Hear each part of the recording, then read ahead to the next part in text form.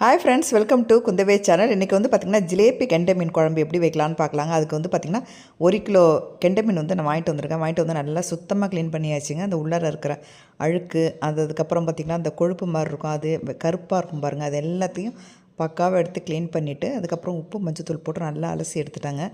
அது கொஞ்சம் கஷ்டம்தான். இது அந்த ஜிலேபி கெண்டையில் வந்து பார்த்திங்கன்னா கொஞ்சம் கருப்பு நிறத்தில் ஒட்டியிருக்கும். அது கொஞ்சம் எடுக்கிறது சிரமம் தாங்க. கொஞ்சம் கஷ்டப்பட்டால் கொஞ்சம் எடுத்துட்டோம்னா மீன் நல்லா க்ளீன் ஆகிடும், நல்லா வெள்ளையாகிடும். அதுக்கப்புறம் வந்து குழம்புக்கு தேவையான அளவு வந்து நான் வந்து புளியை கரைச்சி எடுத்துக்கிட்டேன்.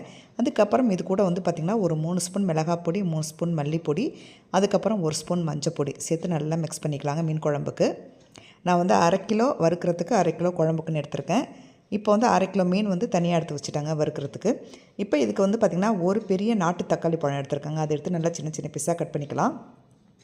அதுக்கப்புறம் சின்ன வெங்காயம் ஒரு 15 சின்ன வெங்காயம் எடுத்துருக்கேன், அதையும் எடுத்துருக்கேன். அப்புறம் 3 பச்சை மிளகாய். இப்போ நல்லா எல்லாத்தையும் அரிஞ்சு வச்சுக்கலாங்க. இப்போ கடாயில் மண் கடாயில் வந்து 2 ஸ்பூன் எண்ணெய் சேர்த்து வடகம் போட்டு தாளிச்சிக்கலாங்க. வடகம் போட்டு தாளிக்கும் போது அவ்வளோ டேஸ்ட்டாக இருக்கும் அந்த மீன் குழம்பு.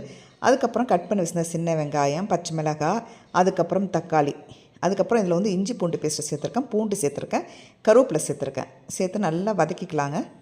தக்காளியும் சேர்த்து நல்லா வதக்கி இதில் கொஞ்சம் உப்பு சேர்த்துக்கலாம். உப்பு சேர்க்கும் போது சீக்கிரம் வதங்கிடும். இப்போ வந்து பார்த்திங்கன்னா தக்காளி வெங்காயம் நல்லா வதக்கிக்கலாங்க. வதக்கினதுக்கப்புறம் இதில் வந்து இஞ்சி பூண்டு பேஸ்ட்டு, அதுக்கப்புறம் உப்பு சேர்த்து நல்லா வதக்கிக்கலாம். ஃபைனலாக வந்து பார்த்திங்கன்னா நல்லா வதக்கினதுக்கப்புறம் நம்ம கரைச்சி வச்சுருந்தா புளி தண்ணியை இது கூட ஊற்றிக்கலாங்க. ஊற்றினதுக்கப்புறம் நல்லா கொதிக்கட்டுங்க. குழம்பு கொதித்து திக்காகணும். கிட்டத்தட்ட ஒரு 1/2 மணி நேரமாவது ஆகும். திக்கானதுக்கப்புறம் தான் நீங்கள் வந்து மீனை போடணும். நீங்கள் ஃபஸ்ட்டே மீனை போட்டிங்கன்னா மீன் குழம்பு ஒரு தண்ணி ரசம் மாதிரி ஆகிடுங்க. அதனால் வந்து குழம்பு திக்கானதுக்கப்புறம் தான் மீனை போடணும். மீன் வறுவலுக்கு மசாலா ரெடி பண்ணிக்கலாங்க. 3 ஸ்பூன் மிளகாய் பொடி, மஞ்சள் பொடி, அதுக்கப்புறம் இஞ்சி பூண்டு பேஸ்ட்டு 1 ஸ்பூன் சேர்த்துக்கலாம். உப்பு தேவையான சேர்த்து கொஞ்சம் எண்ணெய் சேர்த்துருக்கேன், கொஞ்சம் தண்ணியும் சேர்த்துருக்கேன். சேர்ந்து நல்லா மிக்ஸ் பண்ணிவிட்டு நம்ம வறுக்கிறதுக்காக எடுத்து வச்சுருந்த மீன் இருக்குது பார்த்திங்களா, அதை போட்டு நல்லா மசாலாவோட மிக்ஸ் பண்ணிவிட்டு ஒரு 1/2 மணி நேரம் ஊற வச்சிடலாங்க. ஊற வச்சதுக்கப்புறம் கடாயில் வந்து எண்ணெய் ஊற்றி நான் மீன்லாம் வறுக்க ஆரம்பிச்சிட்டாங்க. அதுக்கப்புறம் இந்த அடுப்பில் வந்து பார்த்திங்கன்னா குழம்பு நல்லா கொதித்து திக்கானதுக்கப்புறம் நம்ம குழம்பு மீனை எடுத்து நம்ம குழம்புல சேர்த்துக்கலாம். சேர்த்ததுக்கப்புறம் குழம்பு ஃபஸ்ட்டு வந்து மீனை சேர்க்கும் போது குழம்பு கொஞ்சம் தண்ணியாக தாங்க தெரியும். அதுக்கப்புறம் கொச்சதுக்கப்புறம் மீன் வந்து குழம்பு வந்து நல்லா திக்காகிடும். இப்போ எல்லா மீனையும் நான் வந்து குழம்புல சேர்த்துக்கிட்டேன். வால் பகுதி, தலைப்பகுதி, துண்டு பகுதி 3த்தையும் வந்து குழம்புல சேர்த்துக்கிட்டேன். இப்போ குழம்பு நல்லா கொதிக்கட்டுங்க. ஒரு 5 நிமிஷம் கொதிச்சா போதும், நம்ம மூடி வச்சிடலாம். ஒரு கிண்டு விட்டுக்கலாங்க. இதை கிண்டி விட்டுட்டு நம்ம மூடி வச்சிடலாம். இப்போ குழம்பு ஒரு 5 நிமிஷம் நல்லா வேகட்டும்.